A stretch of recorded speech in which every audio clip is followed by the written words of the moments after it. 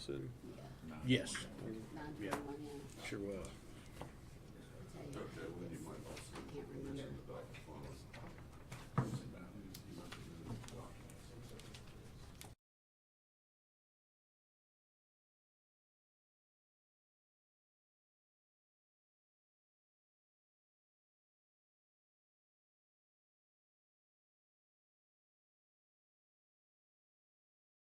We've been recording. Yes, sir. Okay, good morning, everybody. We'll get started on the September 21st KRT board meeting. Appreciate everybody's attendance. Blessed to see lots of people in the room.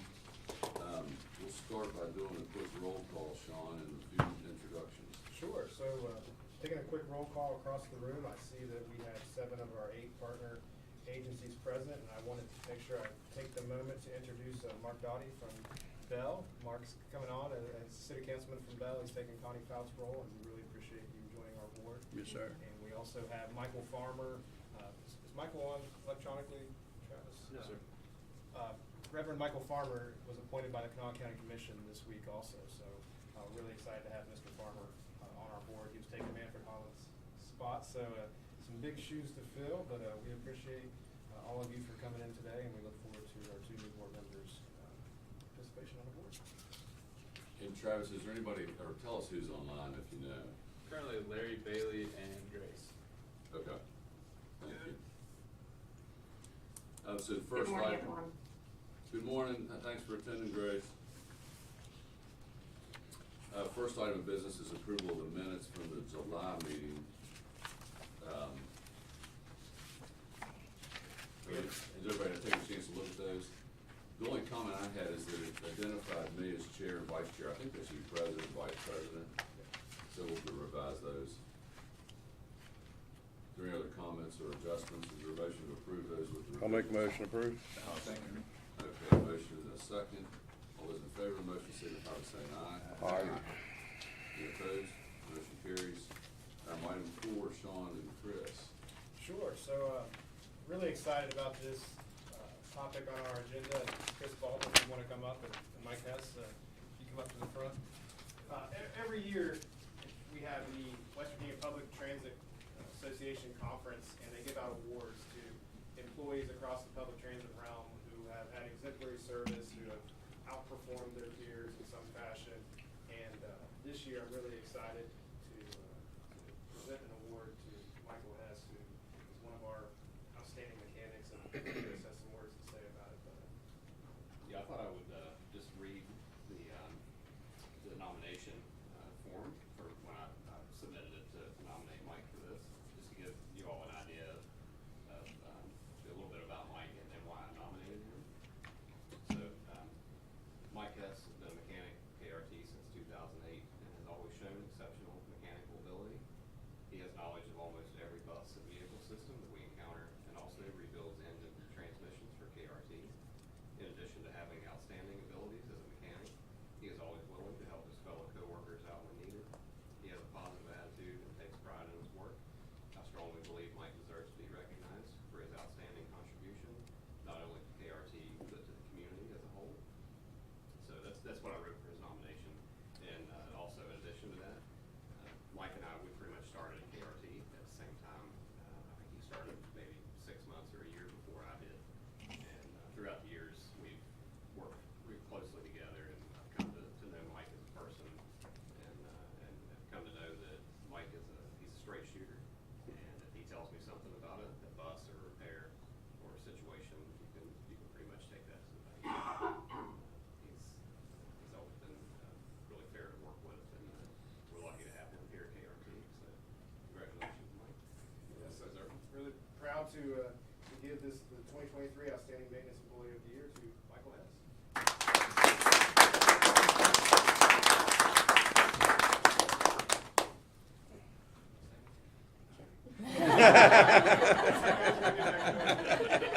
Mike, yeah, you just celebrated 15 years. Congratulations. Congratulations, Mike. Big deal. You gonna let Kelsey get a picture of the 3? Yeah. On 3. 1, 2, 3.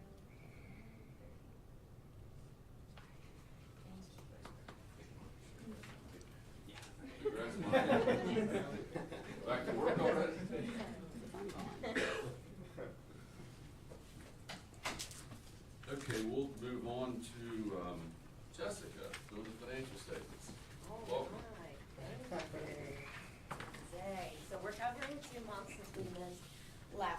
board meeting.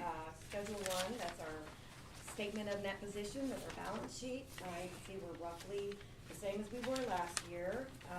We did have, the revenue equipment went up since we bought several buses last year. I think more importantly, we need to look at Schedule 2, which is our revenues and expenses through July and August. You'll see we are, we budgeted for $217,000 in July, and we had $246,000, so we're above revenue expectations. And we're definitely above last year's, $150,000. Our operating expenses, we expected $2.6 million in August, and we are at $2.3 million. So we're ahead of budget there too. At the bottom, you'll see it looks like we are not receiving as much as we thought on federal and local, but we have not had to draw down federal funds yet. Schedule 3, that just breaks down into further detail our revenues and expenses. Schedule 4, that's our ridership. You'll see in August and July, we're slightly up over last year's ridership. And let's see. And ridership monitoring, this is just pass use versus cash use. You can see the breakdown there. And year-to-date on Schedule 6 for our excess levy receipts, you see we're slightly down year-to-date over last year by about 2.88%. And that's about it. If anybody has any questions, let me know.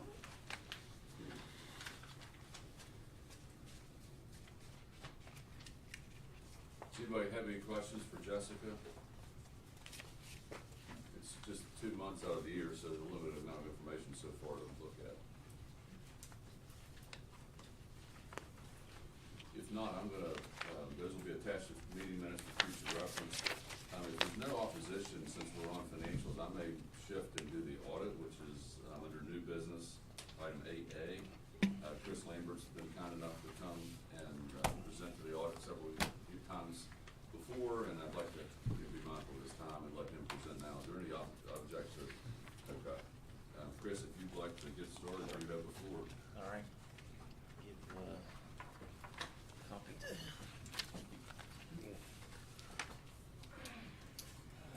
You mind? Sure. Yeah, thank you. So we passed out 2 books. First one I wanted to talk about is the one that's titled Financial Statements and Additional Information for the years ended June 30th, 23 and 22. So that's your audit.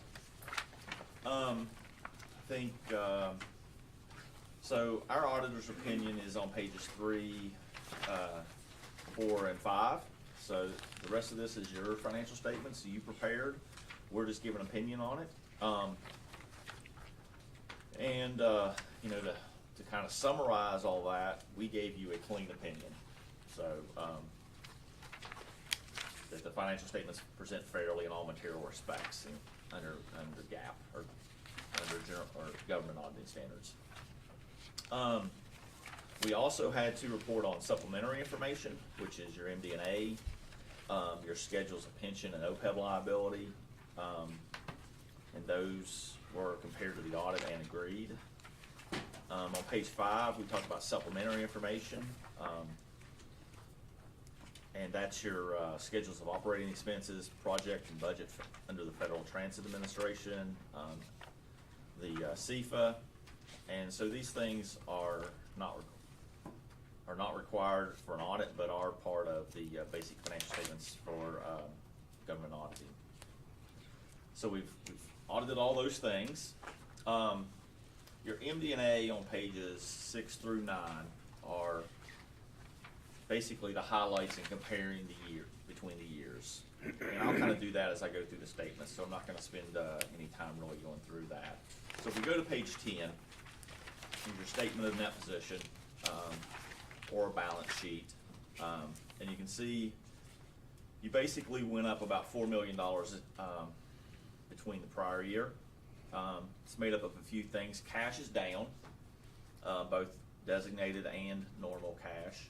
And what's up is your capital assets. You bought a bunch of buses, so I mean there's about $7 million of increases in capital assets, and the vast majority of that being new buses and vans.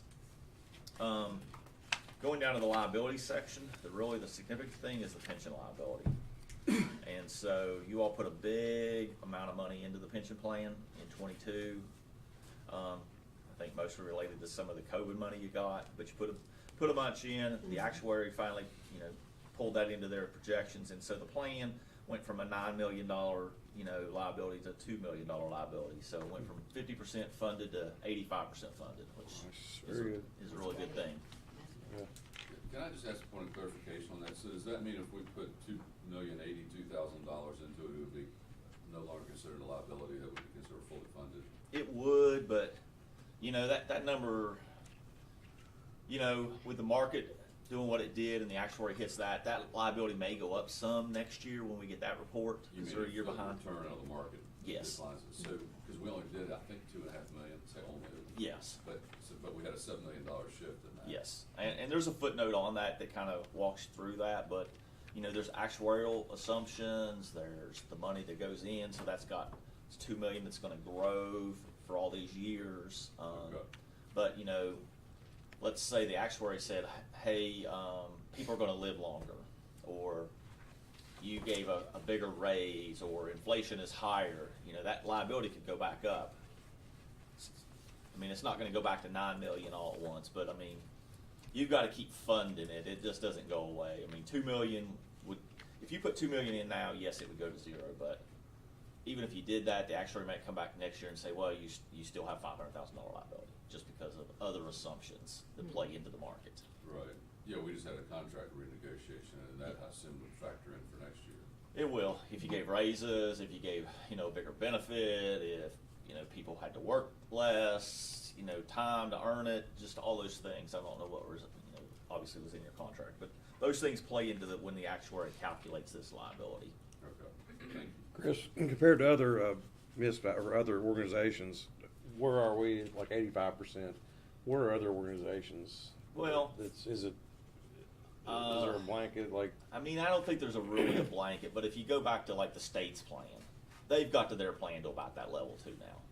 They used to be, way down there. Like when the state came up with that plan to fund their pensions over 30 years, about 20 years ago now, they were like at 5% funded, and now they're at 85 or 90 at the state plan. All the teachers and the state employees, and some of the plans are actually 100% funded. Really? Like I think the police or one of those. But it's just because they continue to put money in every year, and they change some of the benefits too at the state level. Okay. Not as generous. It goes back to the OPEB liability that's also on here. So last year your OPEB liability was actually an OPEB asset of $38,000, and with actuarial assumptions you went to $119,000 liability. So you had about $140,000 swing in the OPEB liability. And OPEB is where you've promised future health care benefits to retirees. And, the state did away with that one year. Teachers used to be able to turn in one day of sick leave for a month of health care in retirement, and they did away with that. And, then they raised the age. And so all those things kind of play into how these liabilities are calculated. But, $119,000 liability is not a very significant, but that just, that was just actuarial. It was nothing you all did. Right. It's just market. So you went from an asset to a small liability. Thank you. Yes, sir. And so, that's really the significant things on your balance sheet. Obviously, your net position and capital assets went up because you bought more assets. You've got this deferred inflows to the pension. Those are just how the money's going into the plan. You go to the page 11 is your statement of revenues and expenses. You can see operating revenues are up, passenger fares, and most of that relates to, unfortunately, the opioid and you all giving rides to opioid people recovering. Expenses are down, the vast majority of it being the transit operations, and that really relates to an accounting for the pension. So the liability went down, so the only way to write that liability down was to run it through pension expense, which drives your expenses down. When we get back to the full breakdown of all the expenses, the other expenses stayed pretty consistent. It's just that pension is like a negative $3 million expense that's running through there to get that liability off the books. Going down to the non-operating, you know, the federal grants there is down. You know, COVID money was in the prior year. Local's pretty similar. Then you got the capital grant, which was federal to buy the buses, $6.5 million. So that's kind of the highlights of the that page. The statement of cash flows, there's really not anything I wanted to talk about there. The footnotes start on page 13 and go to like 34. So here's where we would lay out and give more details on how the accounting treatment is for all the numbers that are on your balance sheet and your income statement. The new accounting rules you had to adopt, which had no effect on you all, the accounting rules that are coming into effect in the future that may or may not affect you all, we haven't really looked at yet. But there's not anything new in these footnotes that wasn't there last year. But if you went to page 24, you could kind of look at how the pension liability, and so we were talking about that quite a bit there. So you can see the liability and the assets that were in the plan and what happened during the year. So these were the different actuarial things other than the contributions and the income. So, you know, that was investment income because they're looking at 21 to 22. Well, the market, you know, went down, so, you know, that's probably going to change your liability next year, and it's probably going to go up a little bit. The markets fluctuate. Historically, we're going to earn 8% or so over time, but you know, it's been a rough year and a half or so there, as everyone I'm sure is aware. That's really the only thing in the footnotes I want to draw your attention to. 36, 37 are, you know, so 36 is the historical, this is a required 10 years look at the pension. So, you know, if you were really into the weeds on this and you wanted to see what's happened with the pension, you could get into there and look over the last 10 years. And you can see if you went back to 2014, the plan was 56% funded and basically stayed in the 50s until this past year we got to 85. So, I mean, it's really, really good for the employees and their pension fund. The next page was just the contributions that went into the plan. Then 38 and 39 is the same kind of look at the OPEB liability. And the OPEB rule only took effect in like 2016, where you had to book this, so that's why there's not a 10-year look at it yet. Or there will be once we have 10 years worth of data. But you can see that plan was also started at 40% funded, and you know, we're down to 2% liability, you know, so it's 90, well, it's 94% funded. It started at 25, so that one's almost accounted for as well. Page of footnotes on it. So page 42. So I was talking about the expenses, and they were pretty consistent between the years. And so that's where you can see, you know, a breakdown of the accounts that kind of make up each of those different expense lines on our income statement. And so the big change was, like I said, the negative $3.3 million pension expense, just because of accounting for the liability decrease. Not much else there. 43 is just a required for the federal administration. Page 44 is your schedule of federal awards. So this is where you all have to have a single audit. Anybody who receives more than $750,000 in federal grants has to have what they call a single audit, and so you had to have a single audit. And there's where the grants came through, but obviously the vast majority of it we know is for the buses. And then the page 47 and 48 is another one of our opinions, and so we gave an opinion on the internal control over financial reporting and compliance in accordance with government auditing standards. And here again, you got a clean opinion. Page 49, 50, and 51 is where we have to give our auditor's opinion on compliance under the uniform guidance. So this was part of the single audit of those federal grants. And here we had one finding. And yeah, so we had to report this as a finding. And really what it related to is you all had a new purchasing person, and we could not find documentation that the people he contracted with had not been debarred from the federal system. Not saying that they were debarred, it's just in the turnover that a checklist wasn't filled out. And so this was also found by the feds when they were here, so we had to say that was a finding. So they know going forward, so we don't expect a repeat, but I think it all really relates to turnover. And that's pretty much the audit of the financial statements. So the last 2 pages you can see is our actual finding written up under procurement. That's where it fell.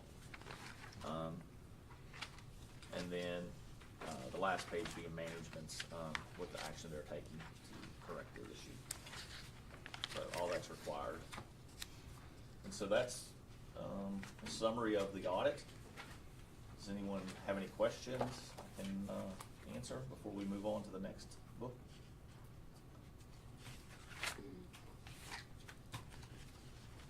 Okay. Back to you, sir. The next one is our report to the board of directors.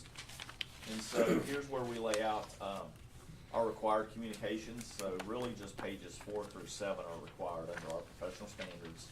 And here's where we lay out our responsibilities, the accounting rules you adopted. If we had any difficulties, those would be listed. We didn't. Corrected in the statements would be listed here. We can have that. We had no disagreements with management. Management did an opinion shop. Our findings are going to be attached here. We'll get to in a second that we just talked about. And so that's kind of the required. We have to present that. The rest of this is just kind of for your information. And so like on page 8, we have our accounting estimates. All financial statements have estimates. These are the significant estimates that are contained in your financials, and we agreed with those estimates. Page 9 is the journal entries that had to be posted from when we got the trial balance to your audited financial statements. And really the vast, well,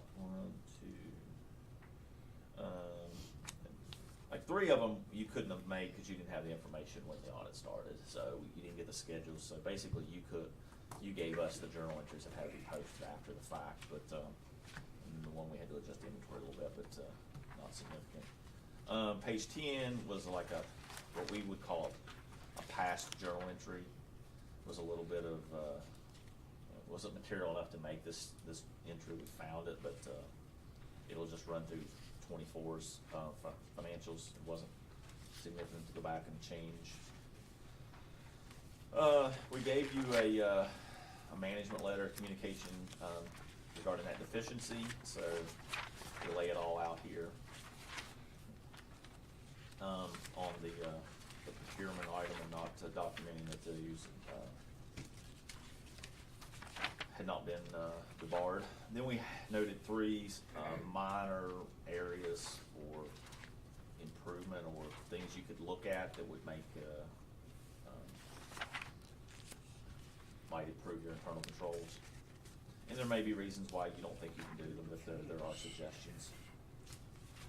And a couple of them have been there before. Were those part of the triennial review? Do what now? Were these part of the Fed's triennial review? Those items weren't, just the first one, the procurement item. The last 3, I mean, we've been talking about a couple of these, or at least the first one in the timesheets. Every year we've done the audit. And I'm not saying you don't do it, it's just we can't substantiate it because there's no approval that we can see. You didn't have a signed extension on a grant award, and then that period of performance, a start date. So I mean, they're really pretty minor. minor, but, they're for your, consideration. Then we have the engagement letter. You all hiring us to do the audit, and then the management representations letter. Basically, we're just confirming that you made us aware of all significant facts that would have affected this audit. So, that's all I have. On page 9, where there's a Justin Journal entry relating to fuel, Uh-huh. is that because fuel was missing or unaccounted for, or what was the general purpose, if you recall? Doesn't you recall, because I do not. Or maybe somebody else started The this. inventory was taken on July the 5th because of the holiday. Okay. And, Scott didn't walk it back to the cutoff at June 30th. So we had to adjust. So there was 5 days of people coming and getting fuel that wasn't accounted for? Correct. I see. So our fuel was properly accounted for, but As of for that 6:30. timing? Yeah. Yes. I mean, it's a timing issue. Mhm. Yeah. So it's not that the fuel wasn't paid for or done properly, it's just the We did not. inventory was off slightly if we were doing it at June 30th, and, it's $68,000 in the grand scheme of things, it's not all that material to your numbers. Yeah, as Whether, long as it's not going to personal vehicles. yeah, it was not, I mean, obviously, did we get it in, we were putting it in 23 versus he was putting it in 24. I Okay. mean, it's, Okay, thanks for So- the explanation on that. That's still all accounted for on the cards, though, right? I mean, every time somebody, okay. yes. Do we have any questions for Chris? Well, thank you all for being here. Right, thank you. I appreciate you doing that. I know you don't do it for everybody, but it's meaningful for us, and it's a good opportunity to ask you some questions. It's important, and I try to do it for everybody who will let me anyway. We haven't turned you away yet. The board does need to make a motion to approve the audit I'll make the presented. motion you accept the financial audit report as presented. Okay, so there's been a motion by Sutton, a second by White. Any other discussion? All those in favor signify by saying aye. Aye. Are there any opposed? Motion carries. Thank you. Thank you. Yeah, appreciate you being here. Yes, sir. Thanks, Chris. Yeah. Can I give you an auditor's joke? Sure. Yeah, you got it.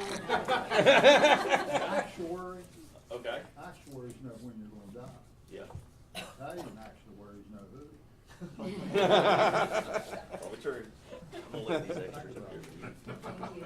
I didn't know the CPAs had a sense of humor. I read that somewhere. And in the middle of that, Michael Farmer showed up. Welcome, Michael. He's representing the Kanawha County Commission. Appreciate you being here. Good morning. Sorry, I was running a little bit late behind a baby girl to get to school. Understand. How you doing, man? Welcome. Good, thank you. Thank you. Thank you all. Thanks. Thanks. So we'll get back on our agenda, and that puts us on number 6. We do not have any invoices in excess of $5,000. Okay, then number 7. Kirk, insurance report?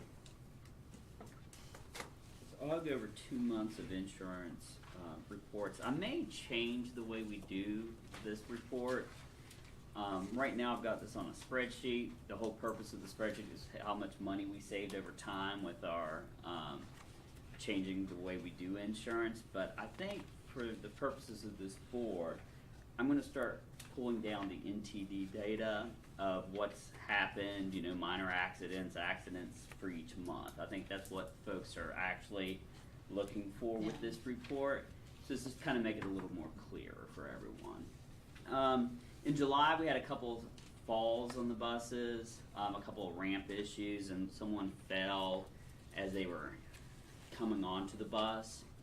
So again, as Jay would ask, what are we doing? We're making sure that folks are not leaving too early and making sure that there's ramp safety and not putting the ramp up too early or too late. In August, we had an incident where a driver hit a parked car. It did pretty significant damage. We're still dealing with that insurance claim. And then we had another accident on an intersection, which was pretty minor. That's the insurance report. I have a question. Yes. I saw something on your, I've got to hear the story. That's it ladder. Yes. How do you hit a ladder? I remember this one. It was about 5:30 in the morning. It was a cat driver. Couldn't really see the ladder hanging out and just hit it and knocked it on the ground and drug it for a little bit. Well, they'd be sticking out in the road or something. I mean, are They were in a we gonna- parking are we lot. gonna sue them? But we're gonna see. No, the opposite happened. He was pretty angry when he called. So that's the ladder. Okay, thank you. Where are we at with the new insurance? Are we still looking to get off of the? We've already started working with them. And actually, we had a meeting. Jessica and I had a meeting with them, and they offer a lot of different training tools that we were unaware of. So we're going to start pulling those down, and when we have our various trainings, thanks to the CBA, we're allowed to do several different trainings through the years. We are going to pull some of those trainings together. Staff has access to it. They may, once we get the workers' comp audit prepared, we may talk to West Virginia Corp to see if they can give us a better deal than the insurance company we currently have. So we have a good relationship with them. Filing claims have been pretty easy. So far it's a good relationship. Thank you. Just for background on this insurance report, Kurt and I've talked at length about this, but years ago, KRT had an exposure limit that was far in excess of what BREM is, which is $2,500. So it was much more important to monitor these accidents and what our potential exposure was, because it could be $50,000, $100,000. Now we write a check for $2,500 and BREM covers the rest. So that exposure doesn't exist. There has been an insurance fund set aside for years, and we'll probably look at making some modifications to that that reserve fund, because it's not needed for what it was originally. It's misnamed at this point because it's not needed for that specific purpose. So that's one of the things that was the original purpose for this, and Kurt's recognized that it needs to be modified to really, like Jay points out, like, okay, we know these things have happened, it's important, what are we gonna do to correct them, and so that we can prevent it in the future if possible. Somebody have a question? I think I've talked over top of somebody. Okay, if not, Jacob's up on CAT operations. So in July and August, there wasn't much change in the revenue number of trips compared from previous months. Just a slight increase in the month of August. In August, we averaged 204 trips a day. And then down the bottom right, the SOAR receipts. For August, we received 85,000, and then in July, 71,000. So year to date, 156,000 for SOAR. Only other thing to note operation-wise is we had a new class of drivers start 3 weeks ago. With that class, we'll be fully staffed as far as number-wise. We still have a few drivers off, long-term reasons, but once this class finishes training, we'll be fully staffed. It's the first time in how long? It's been a while. Yeah. I mean, 2019, 2 years, or 5 years maybe. Wow. At least before. What COVID. made the difference? I mean, did you do anything that changed? We kind of increased, I think, visibility of us hiring. We, bought billboards, radio Put ads, more- Facebook, social media posts. The biggest hurdle was the ELDT requirements, where a couple years ago they changed the requirements to get a CDL. That made it more difficult. So we kind of changed our approach. We bring people in without CDLs and then training them to get their CDLs. So now you got a totally different approach to hire. Yeah. Yeah, you also hear Kelsey's work with Mike Haid. We have some radio ads that are running through the end of October and November that really emphasize, especially on the garage for the mechanics, talks about our rates, et cetera, trying to draw that talent in, because in the past that's been a tough thing for us. We get drivers coming in through classes, but mechanics is really hard. I think the television ads do good. I mean, Mhm. I don't know, it just seems like they stick out. Well, that is good news. Sean, you can update us on the COA? Sure, so the COA for Mark and Michael, this is the comprehensive operational analysis. This is a report airport that we contracted with Kinley Horn. They are a transportation planning consultant agency, and it's really a top to bottom look at KRT's operations and how we've done things historically and how we can potentially do them better in the future to improve upon financially or just embracing technology, et cetera. So we're really excited to see how this plays out. We've been working closely with Kinley Horn, and the next steps we have with them are Kinley Horn's working to finalize their cost and funding assumptions through a funding analysis. In mid-October and November, they're going to be back here in Charleston to conduct their final round of public outreach. They still have to finalize their Title VI analysis, and then they'll take all that together and they're going to draft their implementation plan, which they will then present to the board.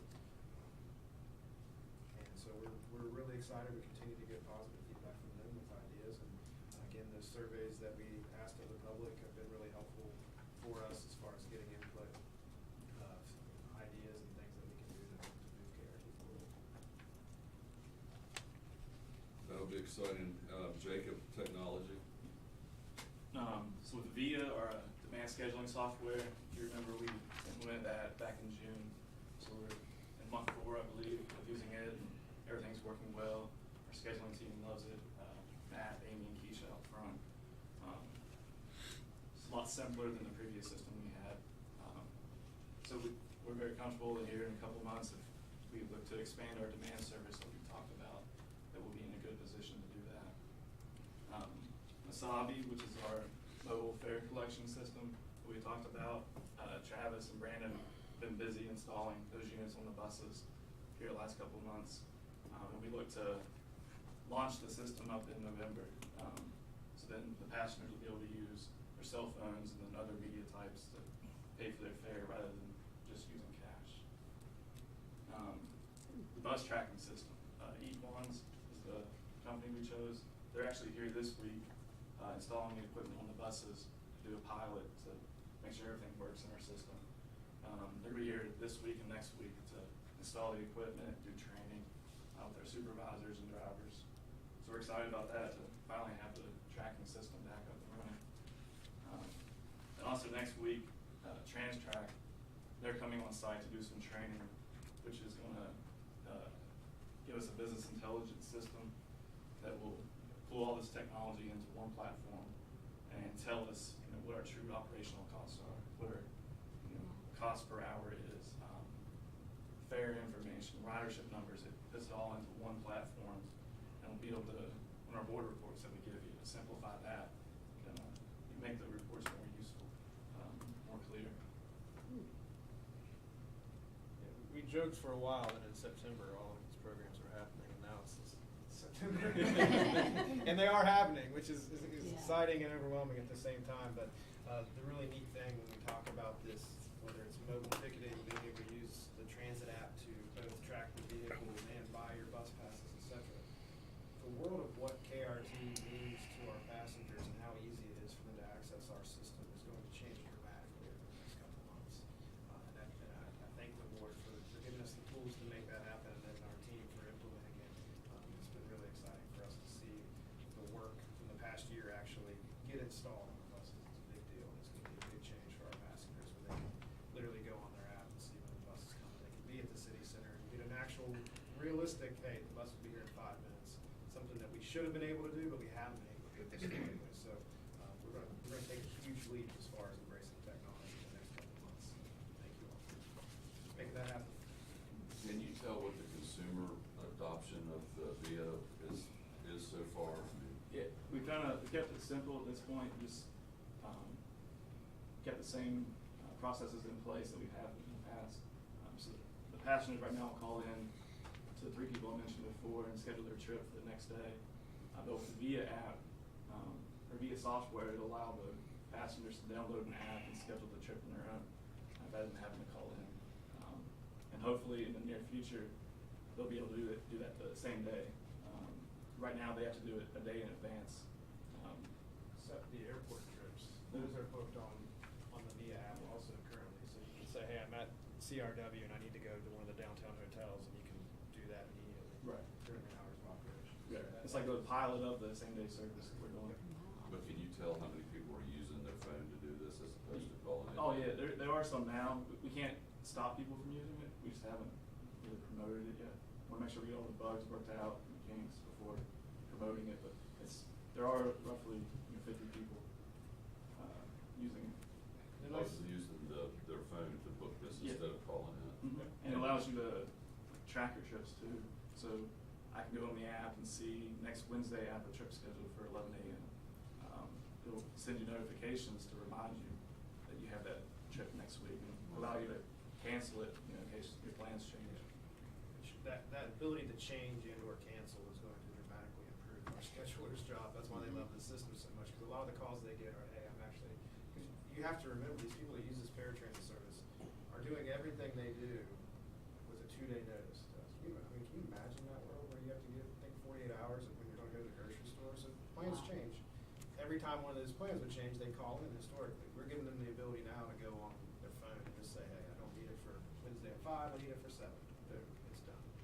So, and then Jake had mentioned, once we get a grasp of that and are able to pull it off, instead of saying, hey, this 48-hour window becomes 24 or it becomes 15 minutes. So that's what we're excited about. But the best target marketing is gonna be the CAT drivers working with individuals that are using the service Yep. already. Are they Correct. trained to help them get on that platform if they have a smartphone and use it? They will be.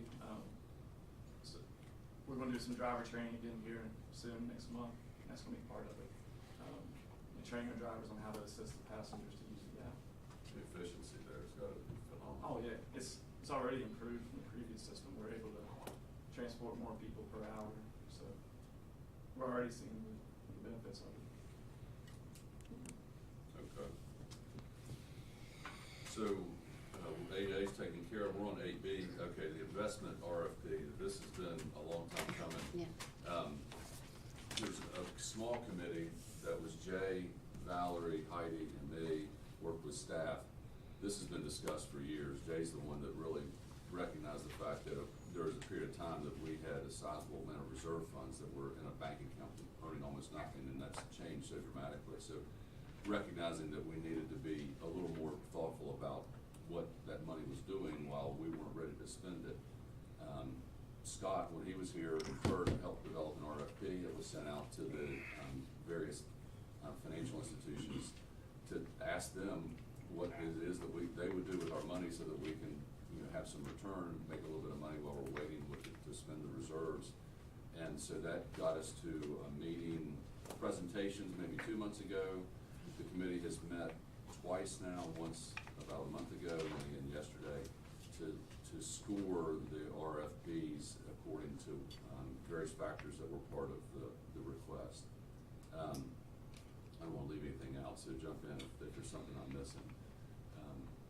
So at this point, the committee has scored, we have 4 respondents. It was narrowed down to 2 based on the original scoring.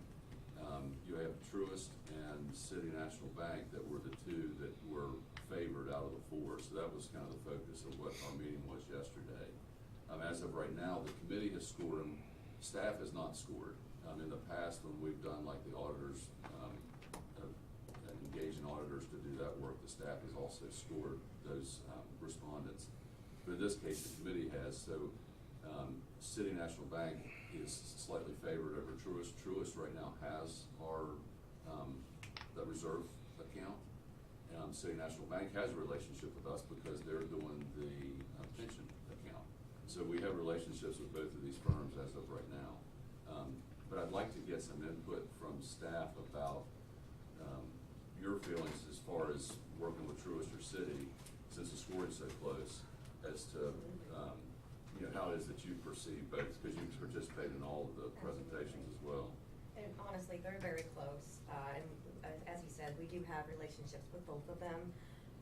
City National Bank has all of our pension plans, and we are currently banking and holding our reserves in Truist.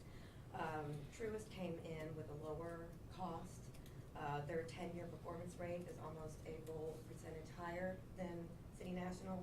So we stand to make more money based on what Truist proposed. And in my professional opinion, it makes me nervous to put all of our eggs in one basket. So if we were to go all the way to City, that makes me a little nervous. And given that we do have a good relationship with Truist, I do certainly favor Truist, but I will leave it up to the board. And the process, if we switch, is, I don't think, we didn't really talk about that. It would be cumbersome. It would be cumbersome. So you kind of know what to expect, because I don't think that came out of our meetings that I can No, recall. we did not, end up discussing that. But I do believe that it would be, I think it would expose us to more risk if we went with all of our accounts in one place. So I think a diversification would really benefit us and put us at less risk. There's a printout that was given to each of you that shows, an important part of this discussion with this, investment group was, if we asked them to invest our money, what are we asking them to do? Because you could go everything from no-risk bonds, which is where we kind of are right now. We get about 5.25%, which is fantastic. We were getting 0.25% not that long ago. Or you could do some variation of bonds and equities, which would expose us to more risk, obviously more upside, but probably more volatility. So if that important part of how that's invested is staff being able to say, here's our outlook for reserves needs. Do we need all this money in a year, which would affect how we do it, or do we need it in 5 or 8 years? Can you invest, is this government money? Absolutely. This is. But can you invest government money and take a risk of losing it? Or would bonds be that risk more than like a CD?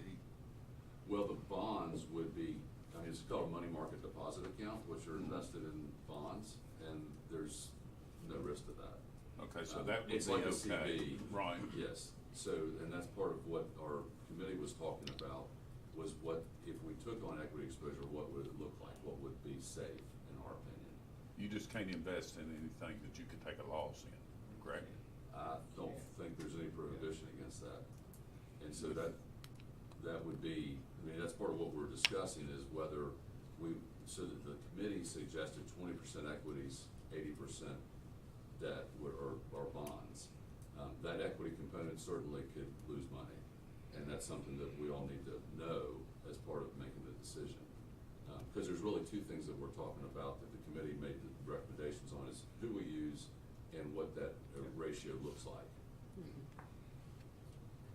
And I can tell you, well, I won't speak for other committee members, but Jay ought to speak up because he has a strong feeling about how that risk looks.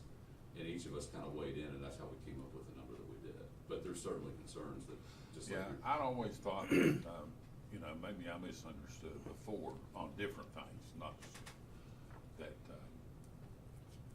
you could more or less only invest in like CDs. You couldn't invest in stocks because you could lose it all.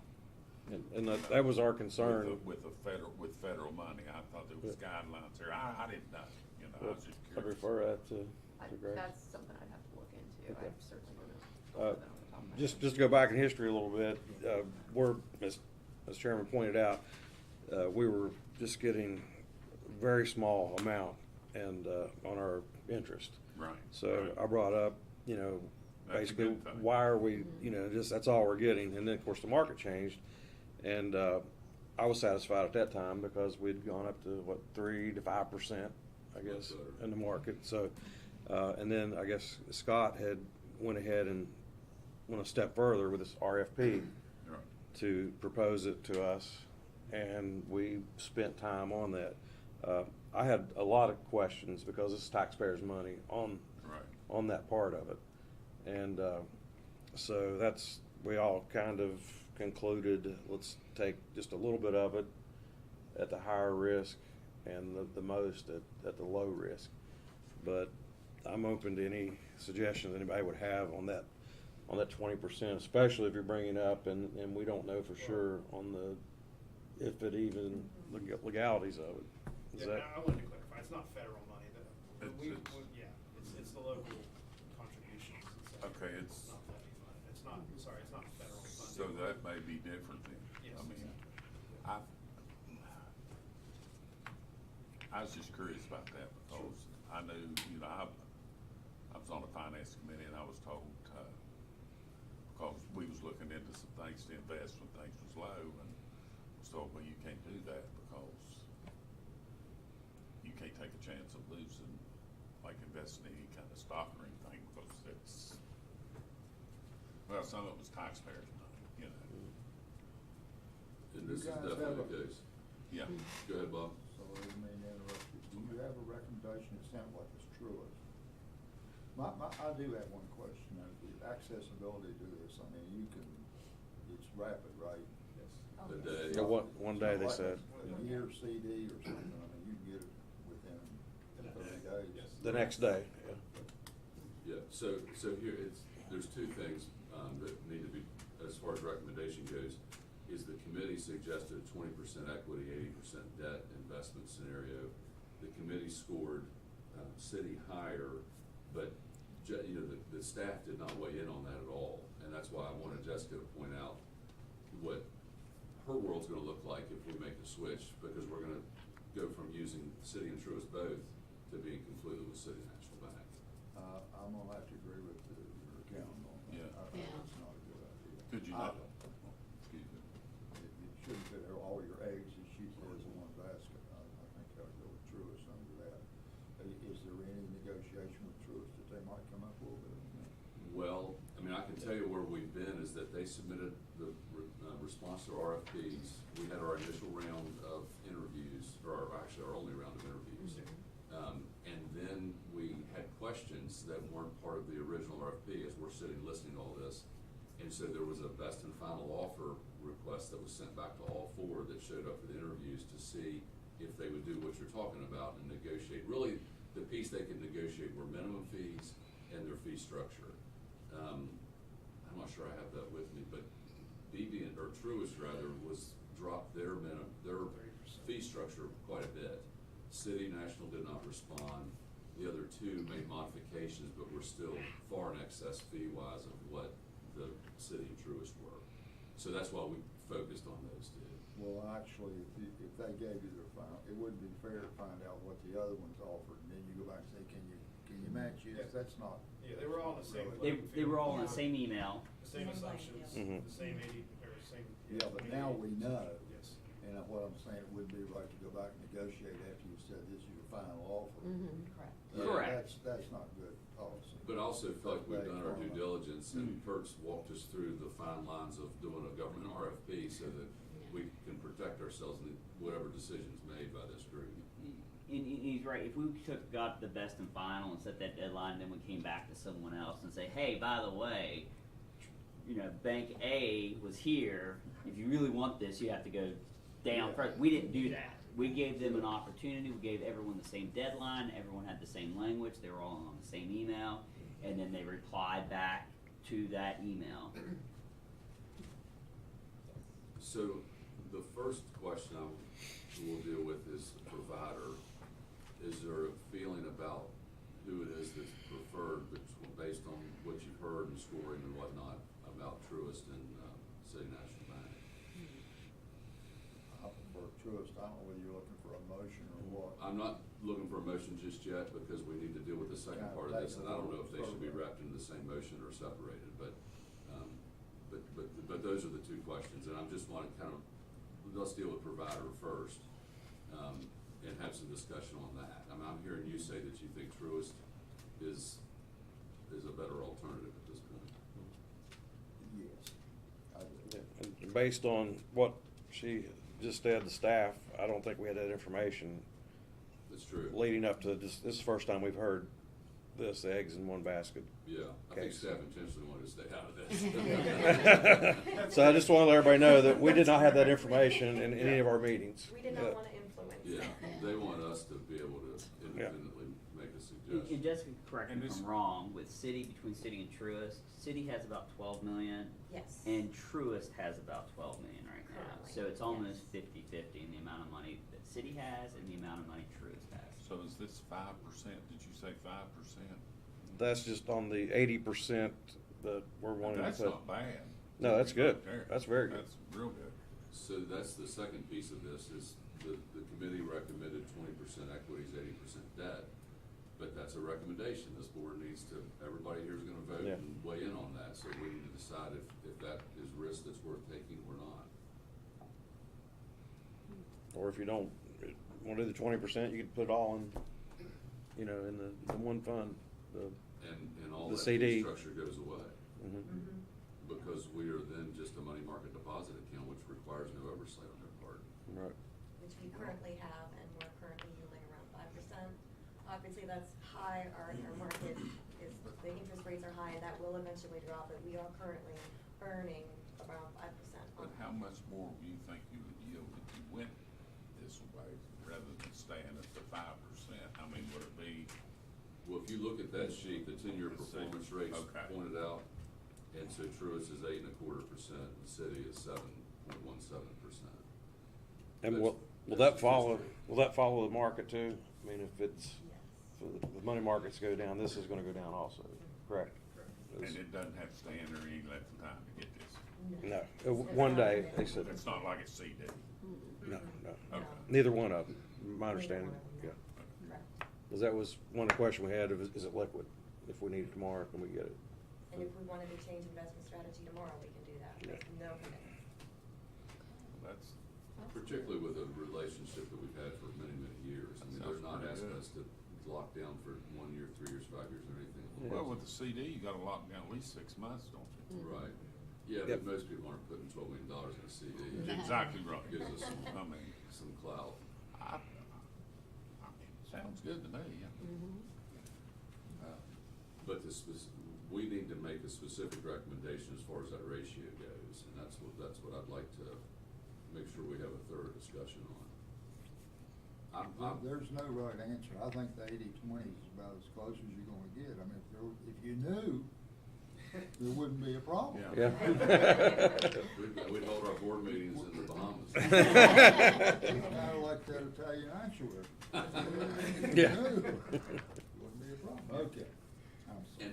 And let me, something Jay talked about yesterday, it's important to continue to point out is, this needs to be looked at on a regular basis. The first one, it's kinda like going to your doctor and they find a little thing and then they say, you gotta come back really soon because that little thing might be something. We're gonna look at this in 6 months and then it'll probably decide from there if it needs to be every 6 months or every year or whatever that is. But, this is someplace that we've not been before and we need to make sure that the board stays engaged in looking at that. It's not just a decision's made and in 10 years we say, well, we don't really know how that decision was made, but here we are.